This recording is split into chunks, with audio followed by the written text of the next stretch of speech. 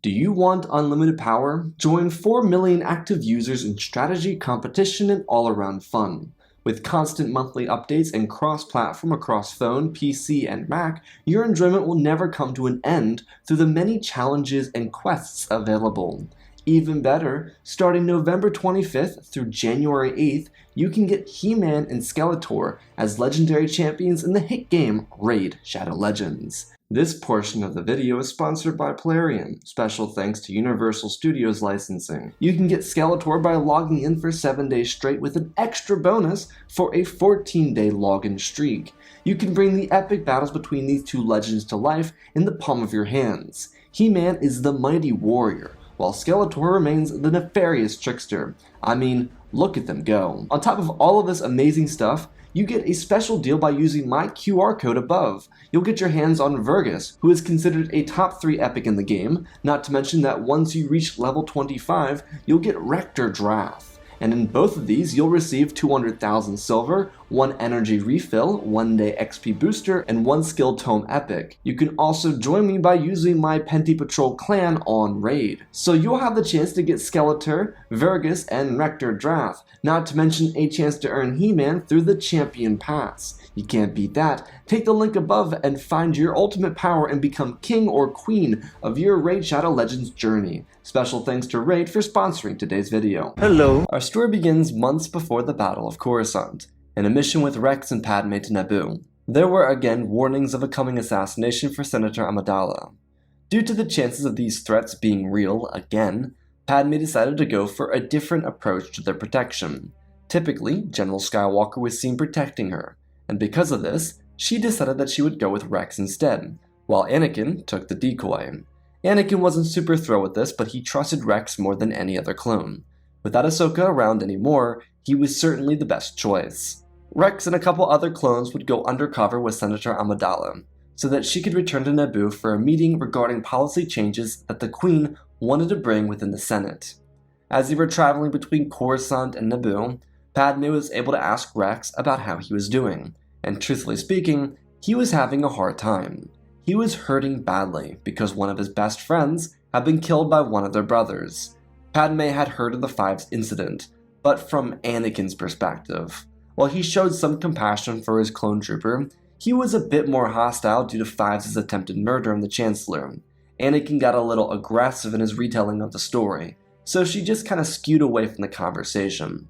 Rex had a lot more skin in the game, because it was morally confounding to have one of his brothers kill another one of his brothers, especially for something that didn't deserve death on sight. Rex was able to compassionately tell the story, and explain how everything went down from his point of view. He explained to Padme that Fives was certainly in the wrong for raising his weapon to Fox, but they had elite training. They were some of the most advanced clones in the entire military. Commander Fox wasn't a commander for no reason, essentially saying. He bossed Zero the Hutt with Padme earlier in the war. He could have and should have known better than to have his weapons set for kill, especially for a brother. Padme asked what that could be about, and Rex didn't go much further. He wanted to possibly suggest that Fox's closeness with the Chancellor could have encouraged it. However, his position as a trooper didn't warrant him saying something about that, because it would probably be treasonous. Clones didn't have the rights of normal citizens, so he assumed free speech wouldn't apply to him when referencing Palpatine. Regardless, Padme had another question, because so much of Fives' case didn't make much sense to her. She asked what happened to him specifically, and Rex's tone changed. This conversation was already hard, but truthfully speaking, talking it out was much better than holding on to it, and hoping his feelings around the tragedy would dissipate. But here goes nothing. Rex stumbled through the first few words as he explained that on Kamino, the scientists under Nala Se decided to place inhibitor chips into the minds of the clones. Rex looked upset or frustrated as he told Padme that these chips were apparently used to maintain the clones' loyalty, to ensure they didn't become free thinkers or too open-minded like their genetic host, basically saying Jango Fett was too wild for an army of clones. Rex continued by telling Padme that he had a personal belief that these inhibitor chips had a different purpose. The senator asked why that would be, and he explained that Fives' demeanor changed after the removal of his chip. According to some separate report he had heard, but didn't know the legitimacy of, Apparently, at the death of Clone Trooper Top, he said that the nightmares were over. All clones had a series of continuous nightmares, and Rex could understand them. But if Top and Fives removed their inhibitor chips and gained some sense of clearer understanding, then maybe the chips weren't actually made for obedience. Padme asked if he believed there was a more sinister purpose behind the implementation of the inhibitor chips. Rex told Padme that he didn't know what it could be. But yes, he did believe that the Kaminoans had some kind of plan that involved the clone army. Being that they were speaking to each other before the Chancellor seized of the intergalactic banking clans' assets, and before Anakin and Obi-Wan's mission to Obadiah, there was absolutely no knowledge that Tyrannus was Dooku, the one who created the clone army, so no reason to draw it back to him. But Rex's point still stood, because he believed that these inhibitor chips held a plot that no one had the answer to. Padme sat silently for a moment and thought about this. After all, she and the Queen were going to be discussing Naboo's stance going forward towards the end of the war. If the Naboo were going to continue siding against the Chancellor, then maybe there was some validity in following this trail, regarding the inhibitor chips. Padme's thought process was simply this. The situation seemed too perfectly played to make any legitimate sense. Everything went too smoothly in her own eyes. How could an inoculation get rolled out so quickly? How could the Senate not be informed of this event? Why was Fox's weapon set to kill? He didn't even do that with Zero, if she remembered correctly. She explained that she would bring this up to the Queen and discuss potentially investigating this case.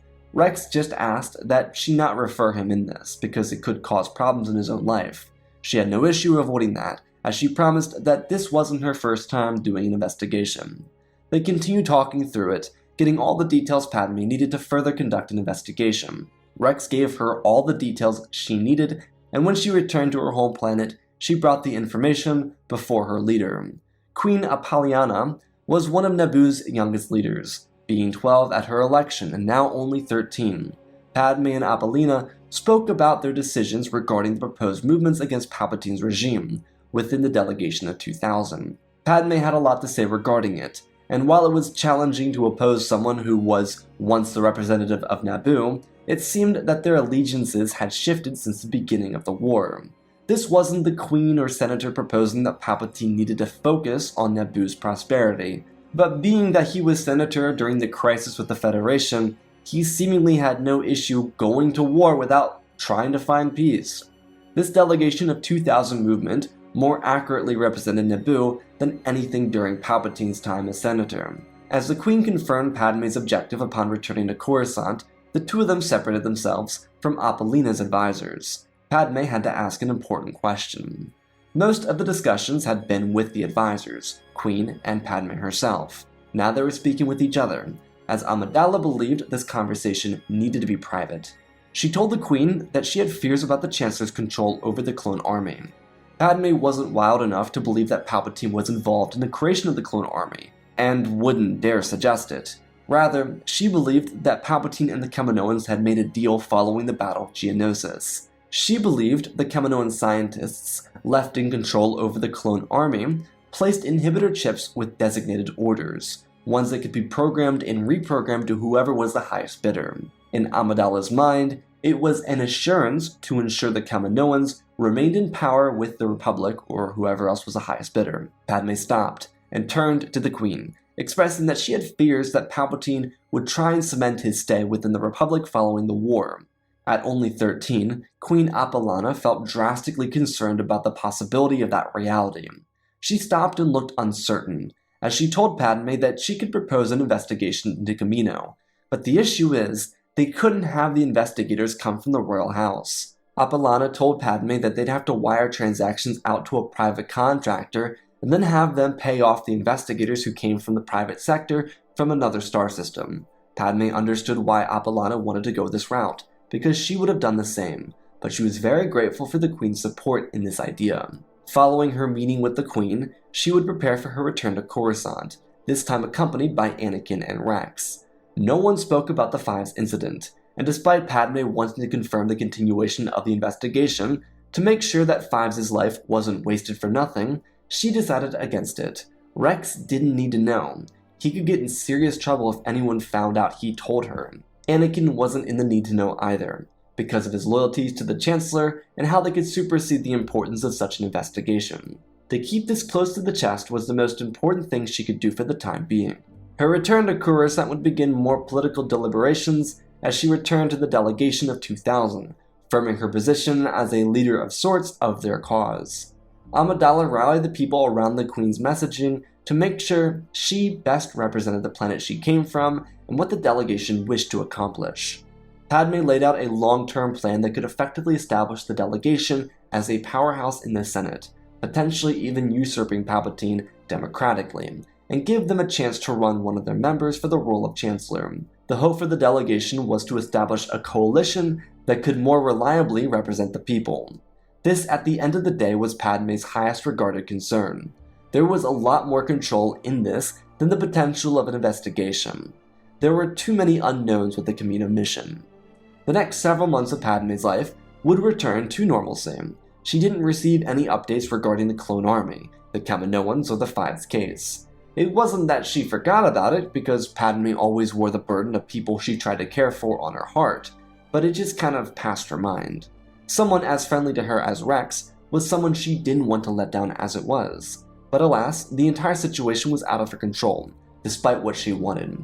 However, shortly following the Battle of Coruscant, she'd be approached by an individual inside of her offices. It was after she met and canoodled Anakin in broad daylight behind a pillar inside the executive building. As the sun was setting on the day, she was addressing some final notations to a couple documents the delegation was trying to forward.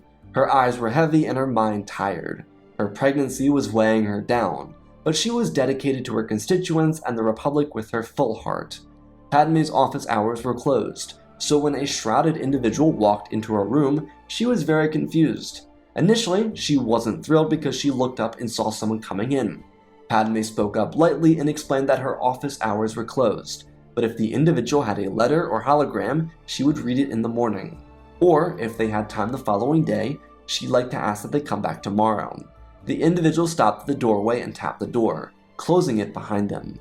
Padme immediately grabbed her pistol, as the individual told her that the mission was complete. The Kaminoans were hiding more than anyone should know. Padme eased up, asking if they were the investigator. A slight nod came following the question, as the individual laid a hologram, datapad, and a few other pieces of proof on the table. Padme thanked the individual, who again nodded, before disappearing out of the room into the night. Padme finished off her few documents before contacting Anakin, telling him that she'd be home a little later than she anticipated. He was fine with that. He'd do something else while he waited. Padme was appreciative for his understanding as she turned off the communication and opened up the hologram while scanning over the datapad. Various replays started to slowly play off their information. Some of them informed her of the inhibitor chips, others of Tyrannus, even some confirming that the Five's incident was controlled, thanks to help from the Chancellor. Many of these documents were highly encrypted, so the people hired by the Queen were paid top dollar to break into Kamino and get a hold of these documents. Padme's heart sunk lower and lower into her body as she looked at all the information presented here. She couldn't believe what she was reading and hearing. These inhibitor chips were the key to controlling the war. As Padme was reading through these documents given to her, the door opened and she jumped viciously. Bail Organa was so startled by her reaction that he jumped too, as he asked if she was okay, closing the door behind him as he walked in. Padme took a deep breath and sat down, panting a little. Bail looked at her with concern, asking why she was so on edge. Padme pointed at the documents she just read over, as the Kaminoan lead scientist continued to speak in the background on hologram. Bail spoke aloud while he was reading over the documents, telling her that he approved her signatures on the delegation committee bills. She smiled and nodded, while still trying to catch her breath. She didn't realize it in the moment, but she wasn't even breathing while she was reading these documents. She was in a deep panic, holding her heart in her hand, as she felt surreal fear wash over her. Bail's expression of joy over the delegation signatures vanished, as his tone expressed that of disgust, but even more than that, terror.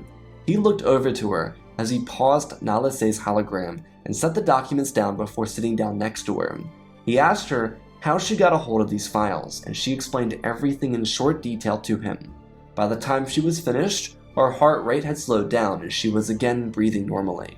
Bail understood why she never told anyone, and felt no need to ask why she had never shared this information of the mission with anyone else aside from the Queen.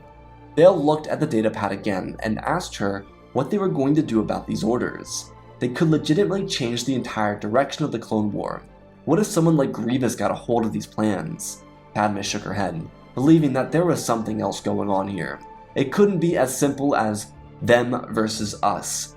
Bail raised his shoulders a little, trying to understand what she was proposing. Padme wasn't sure herself, but she knew that there was something else going on here, reminding him of the fact that Palpatine was involved somehow. She believed that, and maybe this is far-fetched, but she believed that whoever Tyrannus was worked for the Separatists, but built the clone army. This Tyrannus individual ensured that the Kaminoans would become loyal to the highest bidder, so he funded an army, divided the galaxy, and knew that Palpatine would sink into a corrupt state. With the power of these contingencies in his control, he could determine the fate of the war however he wanted. Padme didn't believe that Palpatine knew who Tyrannus was, but she believed that the man who created the clone army was someone who profited off the war. She believed one of the various war dogs who inherited an arms company or invested into one during a period of peace decided to do this, and then made huge profits when the war started. However, Padme wanted to state that Tyrannus was not her main concern. As many of their allies within the delegation of 2000 had come to believe, Palpatine was their greatest worry. His control over the Senate, the intergalactic banking clans, and various other subsections of democracy were concerning. These executive orders could very well be sitting on his desk, and Padme feared that the Jedi would be the perfect scapegoats for his rise to ultimate power. Bail watched her closely, thought quietly, and then confirmed that he agreed with her beliefs. So then, he asked, what were they going to do about it? She looked across the room and told him that she would take all this information back to her apartment. They had a meeting in the following day, so she would propose that they do something during said meeting. After the fact, they could make a decision. Until then, she would hide this away and make sure no one else was aware of it. Bill thought this would be rather prudent and agreed, getting up and stepping out of the room, wishing her a good night. Senator Amidala would return to her apartment where Anakin was waiting. She was of course happy to see him, but now there was a great concern on her mind. The plans she read were much worse than she could have ever anticipated. Rex was on Mandalore, so she couldn't really gain a clone's perspective on these orders, but she knew that Rex was clearly unaware of them. He believed the inhibitor chips were just for controlling the clones, obedience if you will, just to make them more dormant, not to tell them to follow random orders. Padme had yet to read through orders past number 43, but what she had already seen was horrific. This affected her mind more than she wanted it to. She hadn't seen Anakin in months. The war was excruciating on the mind. There were whispers that he'd been killed in combat, and now these executive orders. She didn't know what to do. Anakin picked up on her very on-edge emotions. She wasn't very upbeat or super excited. He asked if she was okay, in hopes that their relationship wasn't the problem. Well, she had answers, ones that completely changed his mindset as well. Padme explained that there was an individual named Tyrannus, who was responsible for the creation of the clone army. He had a list of executive orders that completely changed the status of the galaxy, and she believed that those orders belonged to the executive power in the Republic, i.e. Palpatine. Anakin was first drawn in by Tyrannus, because a couple months before the Battle of Coruscant, he and Obi-Wan learned that Dooku was Tyrannus, and he was involved with the creation of the clone army. Padme's heart sunk even lower. She was kinda right. She believed that Tyrannus had given the Kaminoans executive orders so that they could be used against the Republic, and she was kind of right. Now, she had her own questions about what Palpatine knew, but she didn't want to address them here in front of Anakin. They disagreed about the Chancellor because of how close Anakin and Sheev were. She understood why he emotionally latched onto Palpatine, but still, politically, he was gaining too much power, especially after the Scipio situation with the banking clans. Regardless, she twisted the conversation to focus on Dooku, and asked about when he learned of this. Anakin told her the whole story and how the Jedi Council refused to tell Palpatine about it.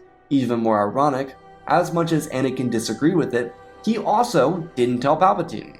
This left Padme believing two alternative possibilities. Either Palpatine was in on the joke and knew about Dooku's involvement and didn't care, or he was simply too ignorant to see the potential threat with these executive orders and what they pose for the democracy. She begrudgingly believed that it was the former. Since her meeting with Queen Apolana, she had seen Palpatine's power grow more abundant as his interests seemed more self-focused rather than republic-oriented. This concerned her greatly, but instead of allowing these plaguing feelings to ruin their night, Padme told Anakin that she wanted to forget about it for the time being. They hadn't seen each other in forever, and it was time for them to actually enjoy the other's company. Anakin missed her so desperately, so he could care less about the conversation regarding Dooku. In his mind, it was out of his hands, but if the opportunity presented itself, he might bring it up to the Jedi the following day. Their night would go great. Both would be happy until Anakin's nightmares. These dreams would force Anakin to neglect the whole executive orders thing that Padme referenced from the day before. His concerns now consisted of saving his wife and his new appointment to the High Council. Senator Amidala, on the other hand, had a much more exciting day of meetings inside various buildings, the executive and senate buildings as well as her own apartment. The one at home was the one she was most excited about. She held a meeting with her closest allies within the delegation. They continued their conversations revolving around their attempts to take down Chancellor Palpatine. His influence worried them, and they needed to stop it from destroying their democracy. Padme, between meetings, was able to fully comprehend most of all the data given to her from the Queen's mission. Thanks to her studies and her time as a senator and queen, she was capable enough to finish it before the final meeting with the delegation in her apartment. When they finished their basic discussion, she revealed her previous secret mission and what it told her about Palpatine. There was something sinister growing, and then she showed off each of the contingency orders, especially the ones she was most concerned about. Some of these included capturing an entire population, planting the Chancellor into the ultimate role of power, and many other forms of absolute destruction. She worried for the Jedi, the Senate, and the local governments around the galaxy specifically. The delegation looked over their options, read through the datapads, watched holograms, and discussed everything they could about the decision they would come to. In the end, Padme would be left with genuine disappointment. The delegation members revered themselves as more morally superior than Palpatine and his allies. They decided that instead of a quick fix to every potential problem, that they, in the following days, would like to personally address the Chancellor about these orders and even make them apparent to him. They believed his response could hold him politically liable, so they were eager to try and draw him into a trap. When her allies left, she sat defeated for a moment. All of her work in the last couple years to save the Republic and end the war had just come to a conclusion during that session. Her allies and even her friends were so dedicated to their moral high ground that they couldn't see the opportunity to throw away the oligarch of the Republic. Palpatine's power had gone too far, and with literal proof that Dooku was involved, they rejected her notions to try and stop him through whatever means necessary. The worst part is, Padme wasn't even suggesting the implementation of Order 65. She was suggesting that they use an alternative order that called for the Chancellor's capture so that they could resume diplomacy. Instead of returning to the Senate or executive buildings, she canceled the rest of her meetings for the day and waited inside of her apartment. She knew that Anakin would come to visit her at another point during the day, and she hoped that his day was better than her own. When he eventually did return, that was clearly not the case, and it didn't make her feel any better about the decision of the delegation and what they were going forward with. What really did her head in was the fact that Anakin got nasty with her over literally nothing. They were talking about their days, and she mentioned that perhaps they were serving the wrong side. And surely after he confessed about the Council's decisions in the past few months and couple hours, that he would have seen her point. But no, he got feisty, stood up, and stormed to the middle of the room and turned around, calling her a separatist. This irritated her more than words could say, because why was he doing this? They were having a conversation. This wasn't how one should respond to a simple conversation. But regardless, they made up, and he went to the opera with his friend Palpatine. Leaving her alone to her thoughts following that outburst and even makeup really made her consider her morals. She understood why the delegation members refused to go along with capturing Palpatine, but was she able to refuse having him executed? Her husband was being held back by Palpatine. Palpatine was the manipulator, and that outburst came from a place of frustration. But she knew better than anyone that Anakin didn't know their system. He said so on Naboo. Padme was fed up with this. She hated the way that Palpatine influenced Anakin. She resented the complacency of her own coalition, and she couldn't stand the direction of the Republic.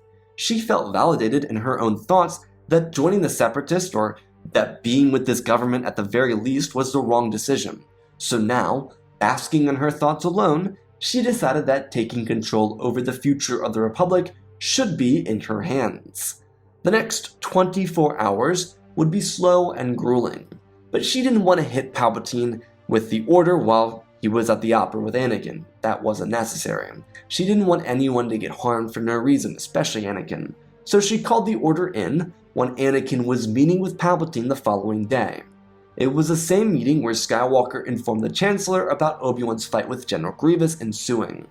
Padme didn't know he was there. She was sitting inside of her apartment.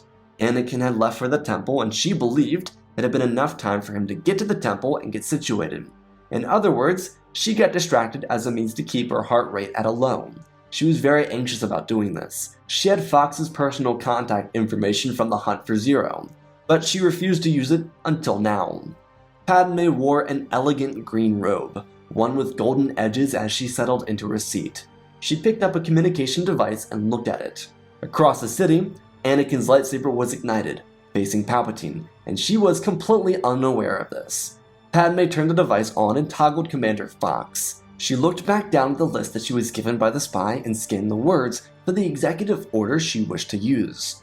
Her eyes landed on 65 and she took a deep breath. A voice from the other end of the communication called out to her, asking Senator Amidala what he could do for her. She spoke to Commander Fox, asking how he was, and he questioningly responded with, "Alright." He listened for her to say something, and silence sat between him and the communication. She then said the words, asking if he could initiate Executive Order 65. Commander Fox responded at attention, informing the senator that they would get right on the task. Commander Fox was in the senatorial district as it was, so he loaded up all of his men into LAAT gunships and called out all available units to meet him at the executive building. When the Coruscant arrived in force, Anakin was storming away into his own vessel, so that he could return to the temple. He didn't even acknowledge the gathering of Republic troopers. Fox ordered his men to go around the temple and prepare gunships, just in case the Chancellor tried to escape. 5 gunships lifted off into the air and prepared to surround the office, on Fox's word. He led the men around the corner at double time down the corridor, and left a good number of those men outside of the office. When Fox entered the chambers, Palpatine looked up with confusion. What were they doing here? He asked that exact question, and the first shot was fired without hesitation. Palpatine was clipped in the shoulder before every clone started to unload at him. He was so confused as he slipped behind his desk in a blur. He grabbed his saber from a drawer in the desk and looked out the window to see gunships sliding down in front of him.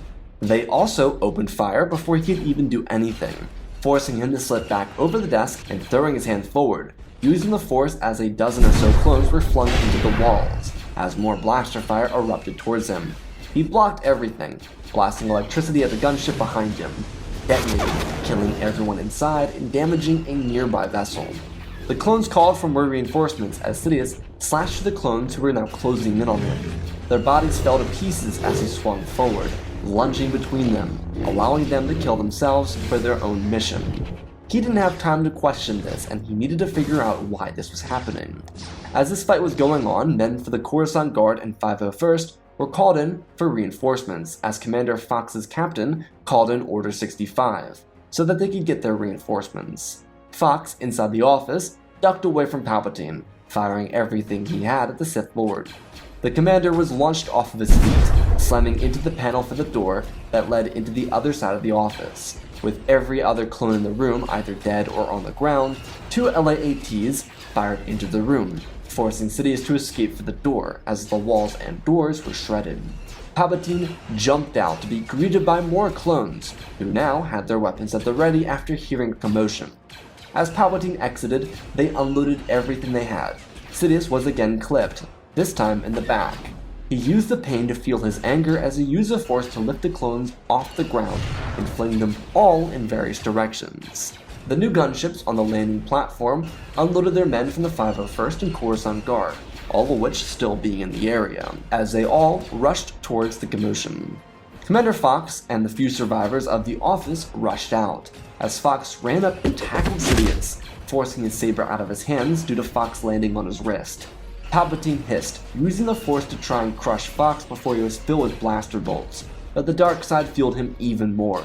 He turned back and incinerated the clones that shot him, before whipping back around to see the pistol of Commander Fox looking him blank in the eye. Palpatine's saber ignited, and before it could be flung through Fox's body, he fired a single shot, ending Palpatine's life in an instant. His body slumped over, and the other clones, accompanied by Commander Appo, wanted to know what happened here. Fox fell back, out of pure exhaustion. Thank the Force they got their reinforcements, and thank the Force he called them in for precaution. By the time Mace Windu, Agon Kolar, Kit Fisto, and Saesee Tiin arrived after being told Palpatine was a Sith Lord, they'd be absolutely confused. When they asked for the commanding trooper, Fox informed them that the Chancellor had been executed for committing high treason against the Galactic Republic. When they moved on him, he also killed clone troopers, breaking another variety of Republic laws. The Jedi didn't even consider asking who gave them the order because, to them, it didn't matter. They were just confused. Also, not for nothing, they never came to the conclusion that someone could just issue an order to make the clones think there was high treason. Mace specifically tried to figure out what this high treason was, but he couldn't get a straight answer. Fox continued to go around the same circle, of the fact that he betrayed the Republic. Eventually, both of them gave up and went their separate ways. No one was informed of what this high treason was, and Fox, now faced with the question, had a moment of slight clarity. The mission was complete, Order 65 was over, the Chancellor was removed from office forcibly. But now what? He contacted Padme to fully understand what this high treason was, and she panicked. So, she said that Palpatine was found cooperating with Dooku? It was a total misspeak, but when she said it, it made perfect sense to Fox, and he ended the call. She noted that something different had happened, but she didn't realize her actions had completely altered the brain functions of Fox and the other clones who were given the executive orders. She just didn't realize the inhibitor chips had that power. Once the news went public, she was contacted by her friends within the delegation, all of them trying to figure out if she was responsible, and she truthfully didn't give them a straight answer. She didn't care anymore. She was tired of this moral high ground stuff. She'd almost been assassinated numerous times, she put her life in danger several more, and screw it. If Palpatine was in fact working with Dooku, then screw him too. She was a pregnant lady carrying twins, and she couldn't give a rat's behind what anyone thought of her, or what she did, or what it mattered. Maybe Palpatine was or wasn't a good guy, but she was sick of this melodramatic back and forth about the heart of the Senate, or whatever the Republic stood for. They allowed the warmongers to establish power. They gave Palpatine more control than anyone else in galactic history, and their little back and forth in private clearly weren't doing anything. Screw it. After that, she felt a lot better. If the truth came out, and she was wrong, so be it. If she was right, then good. Hopefully the delegation could bask in their failure to act. What a surprise! Who saw that coming? Anakin would learn about the death of his friend, but because he was completely removed from the equation, all he could do was be confused. It truthfully was the best way to handle it for him too. Publicly, all that was said, from those who killed the Chancellor, was he had committed high treason. That was that. People had questions, even many senators and Republic officials, but that was the only answer they were given. The Republic simply had to accept that Palpatine wasn't a friend of the people. Why? No one knew. He was an enemy of the Republic, and they were going to finalize this war without him. Fox would eventually reveal the idea of cooperation with Dooku, but that would get lost in the media coverage. Just in time for the news of Palpatine's death was the news of General Grievous's defeat on Utapau. While Anakin was concerning himself with things that most certainly wouldn't happen, the Jedi were trying to make sure the transition of power went smoothly within the Republic. The Senate gathered, and Padme joined her colleagues as they voted into power no one. Instead, a joint session would be elected, consisting of members of each party, a neutral individual, a Palpatine loyalist, and a delegation member. It was a simple way to make sure everyone was happy on the flip side. No one super close to Padme would become the delegation's representative, even further clearing her name from the death of Palpatine. The only individual who knew was Fox, and he was still under the belief that Palpatine was committing high treason by working with Dooku, thanks to his chips. The only others who thought that they knew were those who had their meeting with Padme, but again, there was no definitive proof that she did it, because Fox, a very adamant Palpatine loyalist, was against Palpatine in this scenario. Perhaps those closest to Padme doubted the ability of the inhibitor chips, but it further removed her from responsibility because of Fox being so adamant. The war would come to a conclusion rather amicably. There were issues from the Separatists regarding the end of Palpatine's reign, but once Fox made a public statement regarding the reason for Palpatine's demise, the CIS unified with the Republic almost immediately. Padme may have accidentally told the truth about Palpatine and Dooku, but her slip-up assisted with the reunification of the full galactic government. She wouldn't be present for any of this, because she was giving birth to her twins, and Anakin could actually be present for the event, making it even more special for the two of them. They would leave Coruscant following the birth, and return to Naboo to be separated from the political events. Padme took a leave of absence and left her colleagues with Jar Jar Binks. Some had harsh opinions on him, so damn it, they better like him when she came back. Anakin was made a master due to successfully finishing his mission, and he was permitted to leave, but he left Coruscant a couple of days after Padme did.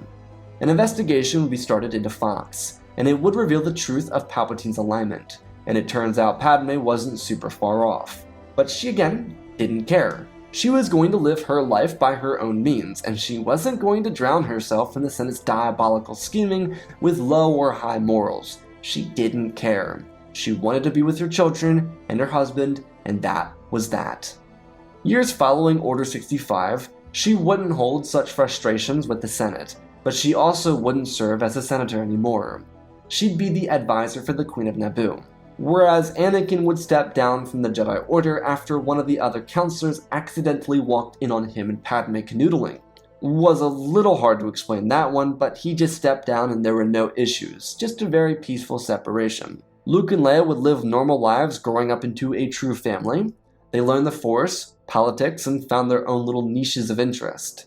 Leia would follow in her mother's footsteps, becoming Queen of Naboo, and while it would take time for Luke to find his own little niche, he would thrive in the local academy, and go off to become an artist. He changed his mind on the whole academy thing, but his parents supported him no matter his decision. The Republic, on the other hand, was vastly different situationally, but a broader executive branch allowed for more seamless transitions of power. The Jedi were continuing to do fine, and if it weren't for Padme's decision to radically take power into her own hands, she wouldn't have had the future she had secured for herself and for her family. And that, my friends, is our story. Again, special thanks to the patrons: Andrew Wells, Ozpin, Angel Dust, Jack Silver, Prismatic Warlock Master, Lyndall Asher, Schmoobs, Darth Vitiate, Seju Jagger, Groot36, Hunter Belden, Rosebird, General Alexander, Robin Roberts, Alexander Reese, The Beginning and End, Django Fett Clone, Nick5098, Ben Ingram, The Big Red Pure Mark, Diamond Constant, Darth Nemesis, Lord Tibbs, CC2024, Galvin Gaming, Tristan Mandalore, Sir William 1767, Darth Revan, Grandaddy Bane, Laliant, Sky Guy, Penguin, Cullen Rooney, Shark McDory, RJ38, Nick, Michael Erlanger, The Last Jedi, Apollo, Weewoo670, Annika Snake Runner, CT7567, Toaster Oven, Oz of Oz, Darth Knox, The Eternal Padawan, Joshua Tem, Johnny DeGuin, Saints of Skeleton, Jedi Sloth, Mr. Yeet Gamer, Lord Callig, Youngly Slayer 66, Batman Studios, Anakin003, Lord Draken, Photos Lazy Star Wars, Airbus, Rex the Wolf, The Man with Three First Names, Darkseid46, Baron Joshua, and Lord Deadwing. For supporting the channel, smash that like button. Let's talk about this story. Little chaotic.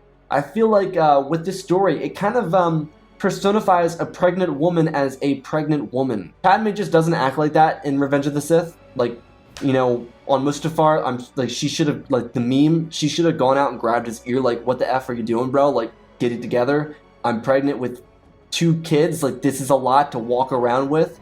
And I kind of feel like she would just get fed up with it here. She's kind of like this warrior person. She's an all-around badass. The Phantom Menace and Attack of the Clones are very definitive proof of that. So her kind of responding this way kind of feels like a collapse of her trust in her colleagues. Like, the delegation of 2000 has the opportunity to fix everything, and they're just like, nah, we're morally above that. Let's do it a different way. And I think that would really show itself. I think she'd get really frustrated. And I think the thing that would push her over the edge is Anakin's little feisty outburst when they're having a conversation, because he freaks out, and I think that would just push her over the edge just enough for her to be like, you know what, I'm gonna do it. I don't care. And that's kind of the point I want to go with here. I think she would just kind of, It's kind of funny because she's so hopeful for the idea of the Republic, but it keeps kind of backstabbing her. Like, all of her deleted scenes in Attack of the Clones and Revenge of the Sith just show someone who's frustrated, like she's trying to do something. She goes directly to the Senate after almost being killed in Attack of the Clones, and they do nothing. So it just kind of felt right for her to be like, you know what, screw it, I'm going to do whatever I want now. So I hope you all enjoy that kind of chaotic Padme. I love you all, spread the love, and always remember, my friends, may the Force be with you.